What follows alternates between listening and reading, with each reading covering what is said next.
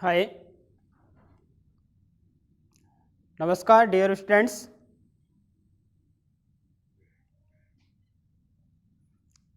Have a nice day.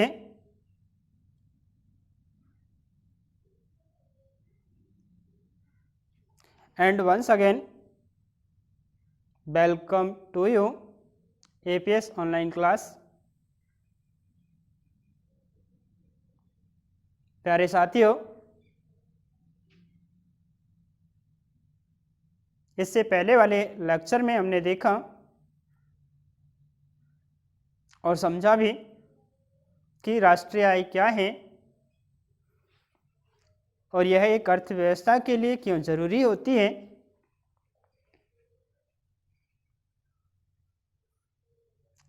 उसी क्रम को आगे बढ़ाते हुए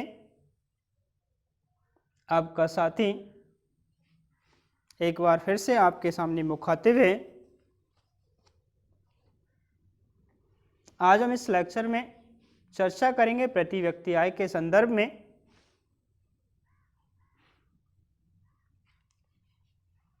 देखिए, प्रति व्यक्ति आय को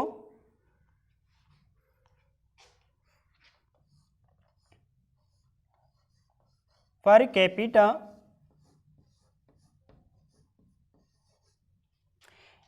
इनकम भी कहा जाता है। समायोजित नहीं करती।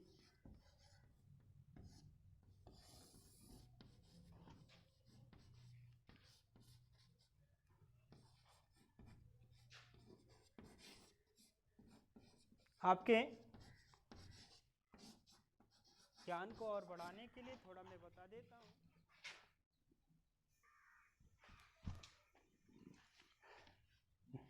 आपने देखा कि जो राष्ट्रीय आय है वो राष्ट्रीय आय एक उपयुक्त मापदंड नहीं होगा। किसके संदर्भ में? व्यक्ति के कल्याण के संदर्भ में बात कर लें या फिर हम कह सकते हैं आर्थिक कल्याण का।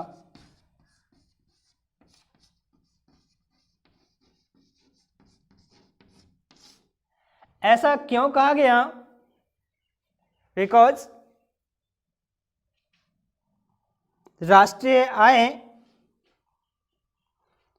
जनसंख्या परिवर्तन के प्रभाव को क्या नहीं कर पाती है? समायोजित नहीं कर पाती।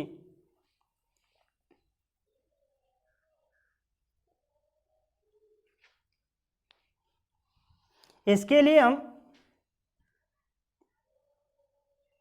एक एग्जाम्पल ले लें ताकि हम इसको अच्छे से समझ सकें। सपोज दैट, मान लीजिए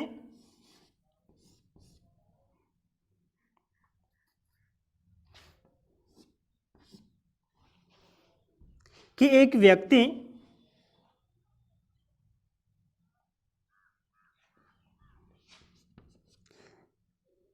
जिसकी प्रति व्यक्ति आय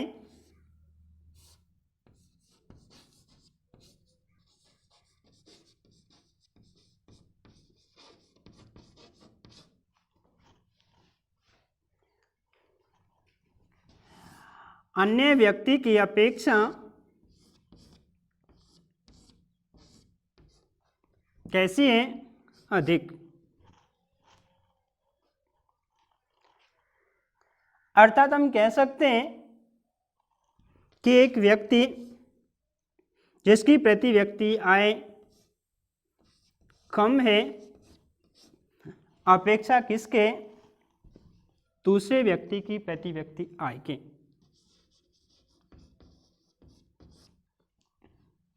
चलो मान लिया कि एक व्यक्ति की प्रति व्यक्ति आय अधिक है, दूसरे व्यक्ति की प्रति व्यक्ति आय कम है।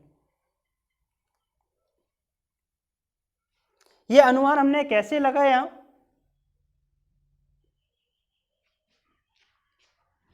प्रति व्यक्ति आय के निकालने का जो फार्मूला होता है वो होते हैं पर कैपिटा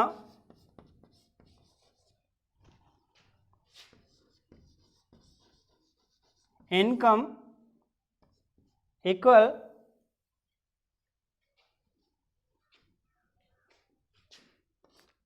नेशनल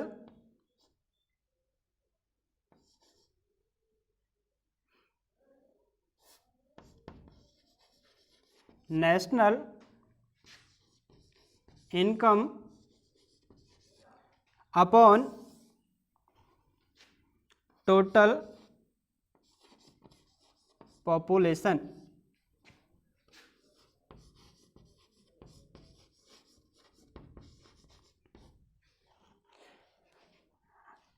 हम ऐसे भी कह सकते हैं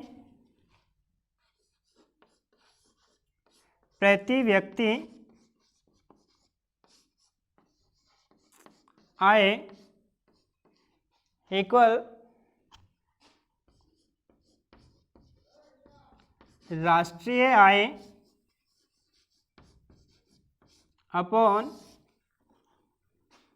कुल जनसंख्या।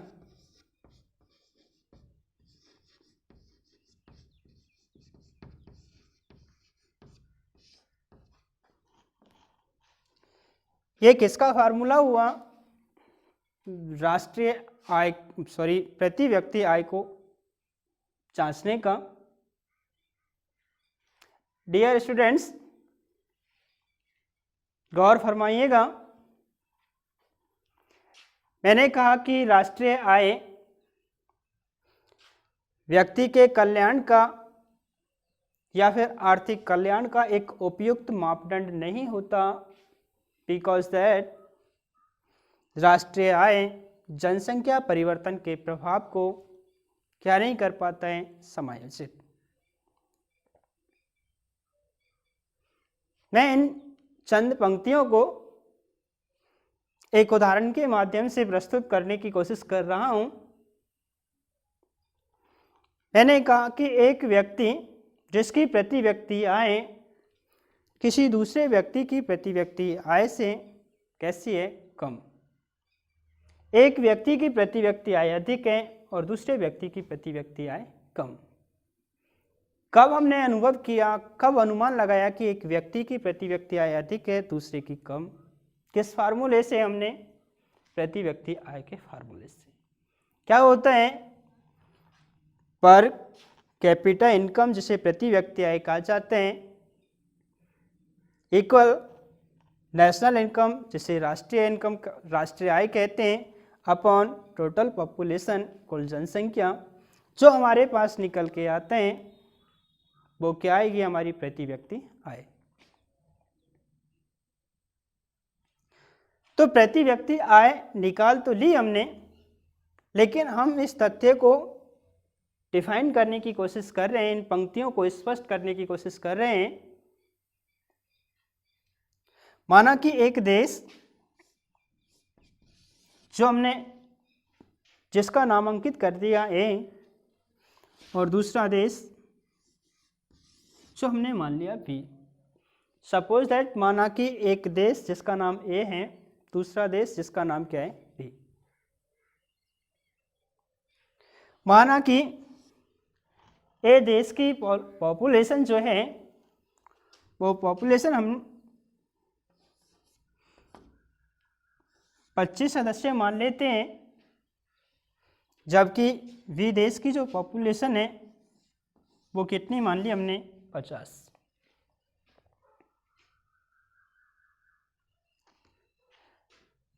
इन दोनों का हम कह सकते हैं, इन दोनों की जो राष्ट्रीय आय है वो कैसी है? समान। कितनी मान लें हम? 10,000 रुपये।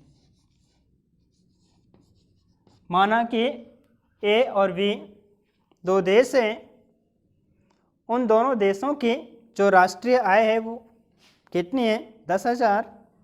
लेकिन ए देश में जो सदस्य रहते हैं उनकी संख्या कितनी है? 25। जबकि बी देश में जो सदस्य रहते हैं उनकी संख्या कितनी है? 50। It's okay. हमें निकालनी क्या है? प्रति व्यक्ति आय। प्रति व्यक्ति आय निकालने के लिए हमें करना क्या होता है? राष्ट्रीय आय में किसका हम भाग देते हैं, उस देश की जनसंख्या का भाग देते हैं, जो हमारे पास भागफल आते हैं वो क्या कहलाती है, प्रति व्यक्ति आय। तो ए देश के हमें प्रति व्यक्ति आय निकालने के लिए क्या करना पड़ेगा, हमें 10,000 अपॉन 25, 10,000 अपॉन 25 हमने क्यों कहा, क्योंकि हम ए देश की प्रति व्यक्ति आय निकाल रहे हैं और प्रति व्यक्ति आय निकालने का सूत्र होता है उस देश की राष्ट्रीय आय में भाग दिया जाता है उस देश की कुल जनसंख्या का। तो ए देश की जो राष्ट्रीय आय है वो कितनी है, 10,000, जनसंख्या कितनी है, 25,000, भाग देते हैं 25 चौका 100, लगभग कितनी आई, 400 रुपये। ये किसकी आय हो गई,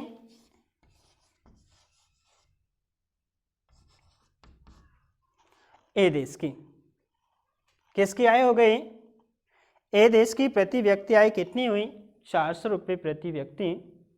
जबकि हम बी देश की बात करें तो बी देश की प्रति व्यक्ति आय होगी 200 रुपये। तो प्रति व्यक्ति आय ज़्यादा किसकी हुई, ज़्यादा किसकी हुई, ए की हुई, और कम किसकी हुई, बी की। लेकिन राष्ट्रीय आय तो दोनों की बराबर थी, फिर इन दोनों की प्रति व्यक्ति आय में अंतर क्यों हुआ, क्योंकि इन दोनों देशों की जो जनसंख्या है उस जनसंख्या में क्या है, अंतर है। इसलिए प्यारे साथियों, जो राष्ट्रीय आय होती है वो राष्ट्रीय आय आर्थिक कल्याण का एक उपयुक्त मापदंड नहीं माना जाता। हाँ, हो सकता है दो देशों की राष्ट्रीय आय अधिक हो, बराबर हो, लेकिन जरूरी तो नहीं होता कि उन दोनों देशों के व्यक्तियों की प्रति व्यक्ति आय बराबर है, क्योंकि एक देश ऐसा भी होता है जिस देश की जनसंख्या अधिक होती है, पॉपुलेशन अधिक होती है, जबकि एक देश ऐसा होता है जिसकी जनसंख्या कम होती है। जब जनसंख्या अधिक होगी तो सीधी सी बात है वहाँ की प्रति व्यक्ति आय में कमी होगी। जब जनसंख्या कम है और उसका हम कह सकते हैं राष्ट्रीय आर्थिक जो स्तर है, राष्ट्रीय जो आय है वो अधिक है, तो सीधी सी बात है कि उस देश की प्रति व्यक्ति आय भी कैसी होगी, अधिक। तो इस मामले में प्रति व्यक्ति आय राष्ट्रीय आय की तुलना में कैसी होती है, अच्छी।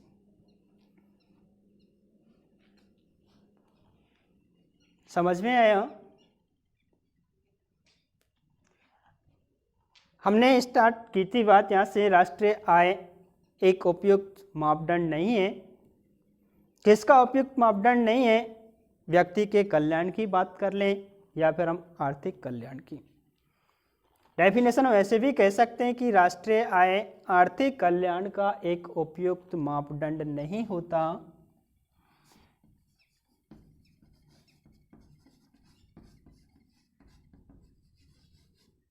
बिकॉज दैट राष्ट्रीय आय जनसंख्या परिवर्तन के प्रभाव को क्या नहीं कर पाती, समायोजित। इसलिए राष्ट्रीय आय की तुलना में प्रति व्यक्ति आय एक देश के आर्थिक कल्याण का एक महत्वपूर्ण क्या माना जाता है, मापदंड। ये बात क्लियर यहाँ तक। उसके बाद मैंने बात की थी कि प्रति व्यक्ति आय निकालते कैसे हैं। क्या फार्मूला है, per capita income equal national income upon total population. ऐसे भी हम कह सकते हैं प्रति व्यक्ति आय बराबर राष्ट्रीय आय बटे में कुल जनसंख्या। मैंने आपको ये भी डिफाइन करके बताया कि जो राष्ट्रीय आय है वो आर्थिक कल्याण का एक उपयुक्त मापदंड नहीं है। जो कि दो उदाहरणों से बताया कि एक देश ए और दूसरा देश कौन सा है बी, दोनों का जो राष्ट्रीय आय है वो कैसी है, समान है, लेकिन उनकी पॉपुलेशन में अंतर होने के कारण एक देश की प्रति व्यक्ति आय अधिक है जबकि दूसरे देश की प्रति व्यक्ति आय कैसी है, कम।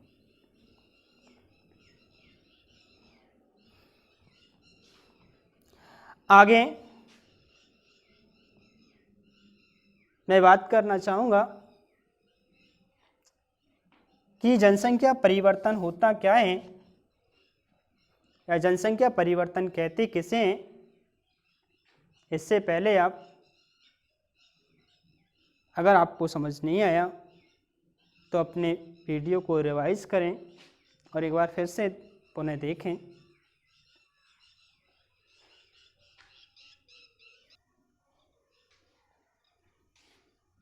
आगे मैं बात करूंगा जनसंख्या परिवर्तन की।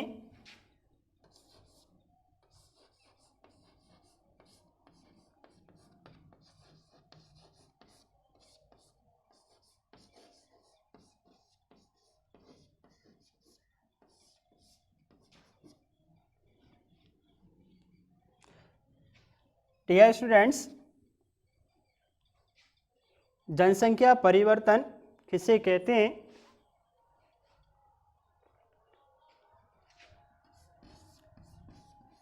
किसी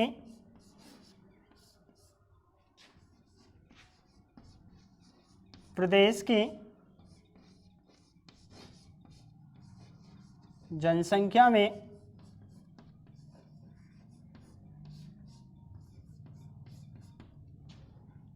एक निश्चित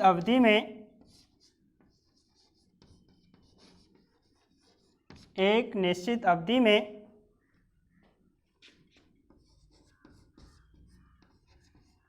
होने वाला परिवर्तन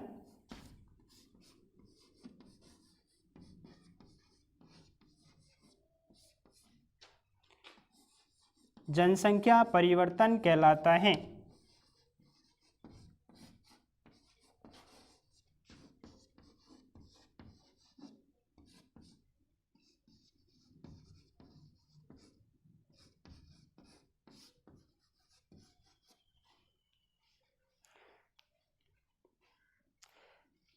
प्यारे साथियों,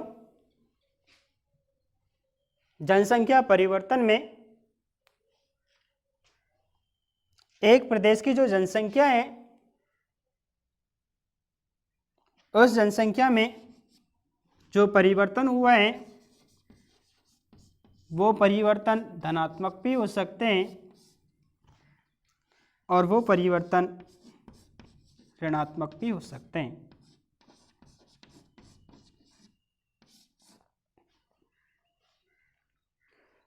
किसी प्रदेश की जनसंख्या में एक निश्चित अवधि में होने वाला जो परिवर्तन है वो परिवर्तन क्या कहलाते हैं? जनसंख्या परिवर्तन कहलाते हैं। लेकिन साथियों, जरूरी तो नहीं होता कि एक प्रदेश की जनसंख्या में लगातार वृद्धि हो। कभी कभी परिस्थितियां ऐसी भी होती हैं कि जनसंख्या में वृद्धि ना होके क्या होने लगती है? कमी। तो क्या इन दोनों को ही जनसंख्या परिवर्तन कहा जाएगा? अगर एक प्रदेश की जनसंख्या में कमी हुई है और एक प्रदेश की जनसंख्या में वृद्धि हुई है तो क्या दोनों को ही जनसंख्या परिवर्तन कहा जाएगा? जी हाँ, बिल्कुल।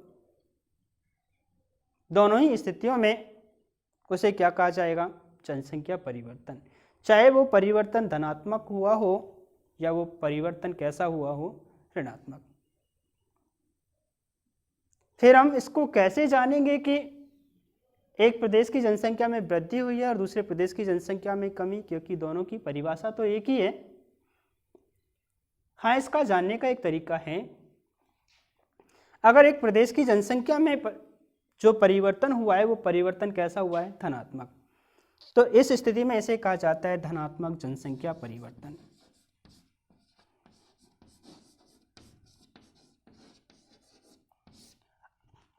अगर किसी प्रदेश की जनसंख्या में कमी हुई है तो वो कहलाते हैं ऋणात्मक जनसंख्या परिवर्तन।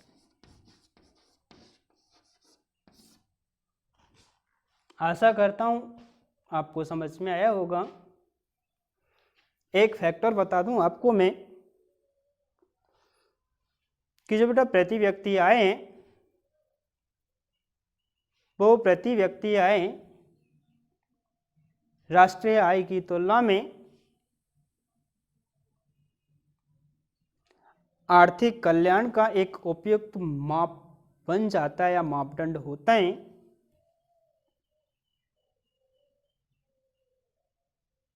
लेकिन जो प्रति व्यक्ति आय थी उस प्रति व्यक्ति आय में हमने देखा कि एक राष्ट्र की जो राष्ट्रीय आय होती है, एक देश की राष्ट्रीय जो आय होती है, उसमें हमने भाग दिया था उस प्रदेश की जनसंख्या का। लेकिन सोचना हमें यह है कि वो जनसंख्या का जो हमने भाग दिया है वो किसके अकॉर्डिंग दिया है, कि वो जनसंख्या हमने साल के अंत के लिए है या साल के मध्य के लिए है या साल के प्रारंभ के लिए। तो जो प्रति व्यक्ति आय में जो जनसंख्या ली जाती है वो मैं यही बताना चाहता हूं कि एक प्रदेश की जो जनसंख्या ली जाती है वो कब की ली जाती है, उस प्रदेश के 1 जुलाई की।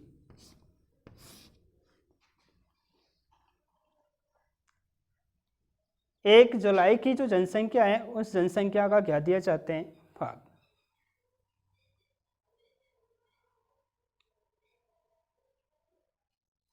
आगे मैं चर्चा करना चाहूँगा कि भारत में राष्ट्रीय आय की गणना के संदर्भ में अगर कोई डाउट है तो कमेंट बॉक्स में अपना कमेंट जरूर लिखें।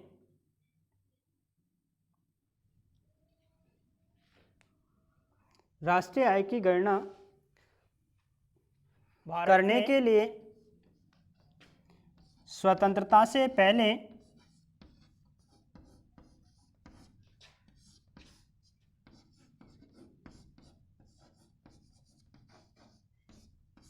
हमारे देश में कोई भी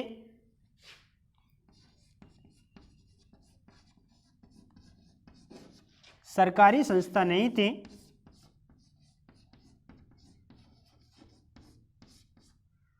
जो कि राष्ट्रीय आय की क्या कर सके, गणना कर सके। सबसे पहले हमारे देश में जो राष्ट्रीय आय की गणना की गई थी वो की गई थी सन 1868 में।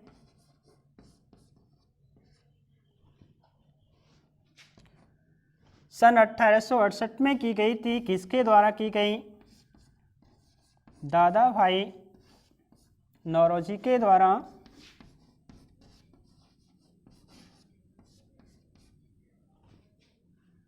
इसके पश्चात फिंडले सिराज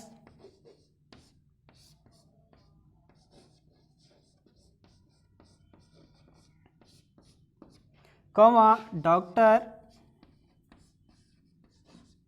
वीके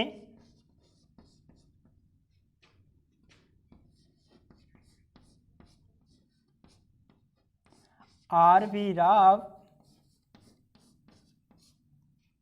एवं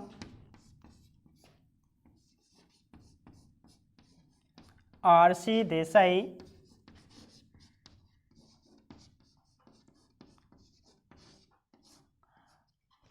आदि अर्थशास्त्रियों ने भी राष्ट्रीय आय की क्या की थी, गणना। लेकिन किसके बाद, दादा भाई नौरोजी के पश्चात।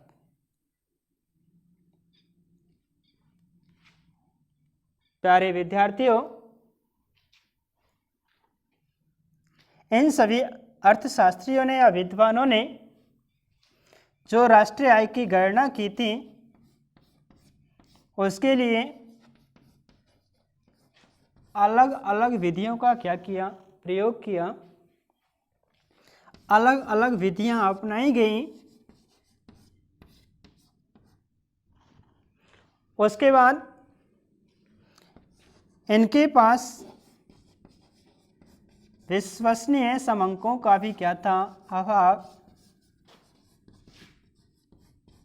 विश्वसनीय समंकों का भी अभाव था।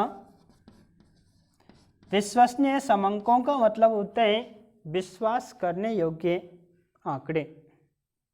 समंक जिसे हम तथ्य भी कह सकते हैं, डाटा भी कह सकते हैं, आंकड़े भी कह सकते हैं। इन सब का क्या था, उनके पास अभाव था। और तीसरा ही एक ऐसा कारण, इन्होंने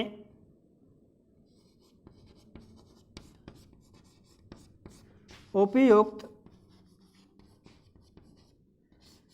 सांख्यिकी विधियों का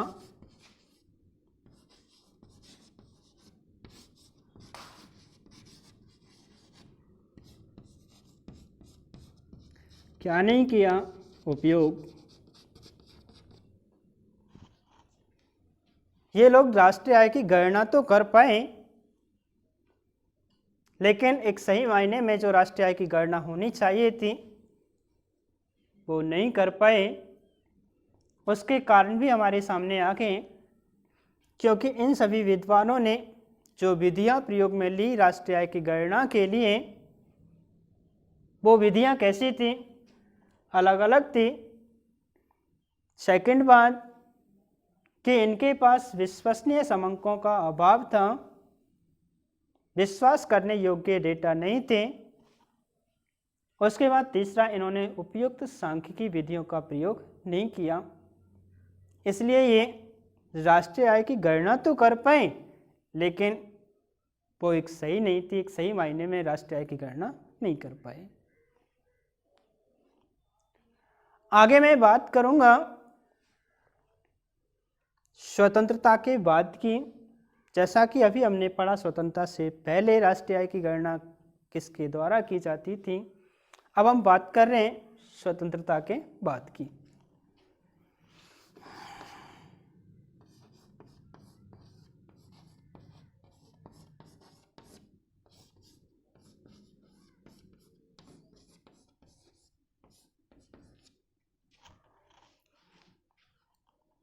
स्वतंत्रता के बाद सबसे पहले राष्ट्रीय आय की गणना जो की गई थी,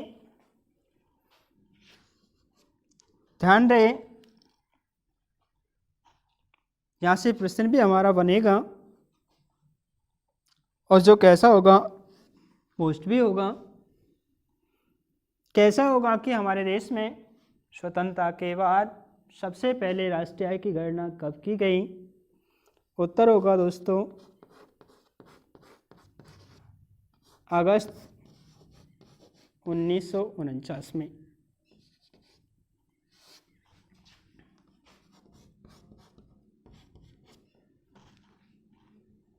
किसकी अध्यक्षता में की गई, श्री पीसी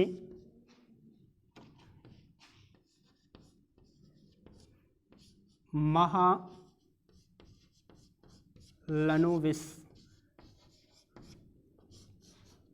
की अध्यक्षता में।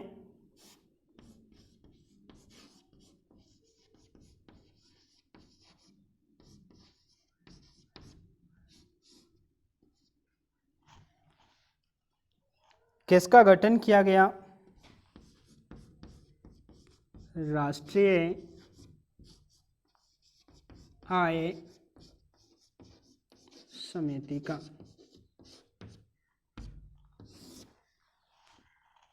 स्वतंत्रता के बाद सबसे पहले जो राष्ट्रीय आय की गणना करने के लिए जो समिति बनाई गई, वो कब बनाई गई थी, अगस्त 1949 को। किसकी अध्यक्षता में, पीसी महालनोबिस की अध्यक्षता में कौन सी समिति का गठन किया गया, राष्ट्रीय आय समिति का।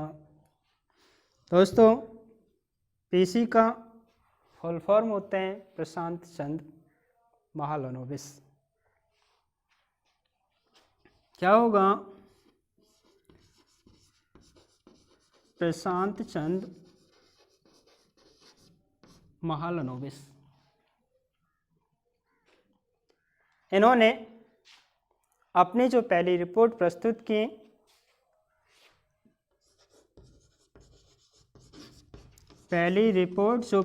की थी वो 1951 को, और दूसरी और अंतिम जो रिपोर्ट प्रस्तुत की गई वो कब की गई? 1955 को।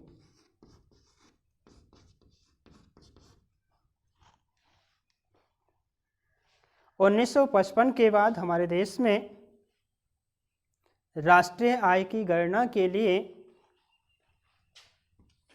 ये कार्य किसको सौंप दिया गया? CSO। किसको सौंप दिया गया? CSO को। C का मतलब होता है सेंट्रल, S का मतलब होता है स्टैटिकल, STATICAL, और O का मतलब होता है ऑर्गेनाइजेशन।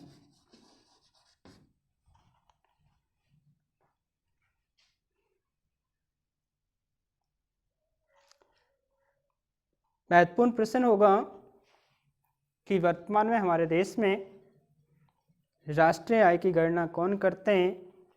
CSO, जिसका हिंदी नाम होगा केंद्रीय सांख्यिकी विभाग। क्या होगा? केंद्रीय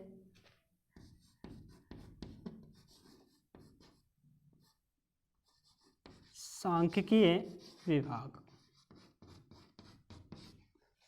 CSO का पूरा नाम होता है सेंट्रल स्टैटिस्टिकल्स एंड ऑर्गेनाइजेशन, जिसका हिंदी रूपांतरण होगा केंद्रीय सांख्यिकी विभाग।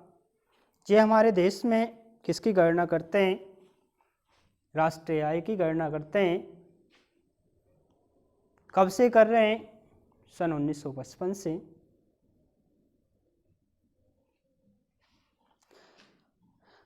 आगे हम बात करेंगे अर्थव्यवस्था के क्षेत्र।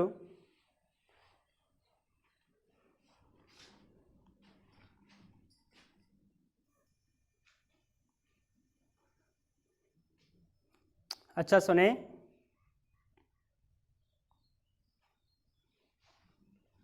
Thanks for watching and do not forget like and share this video.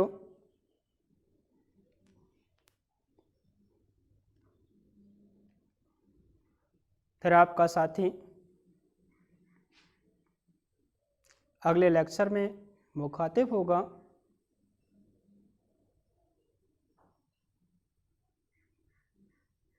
अर्थव्यवस्था के क्षेत्रों को लेकर। तब तक के लिए बाय।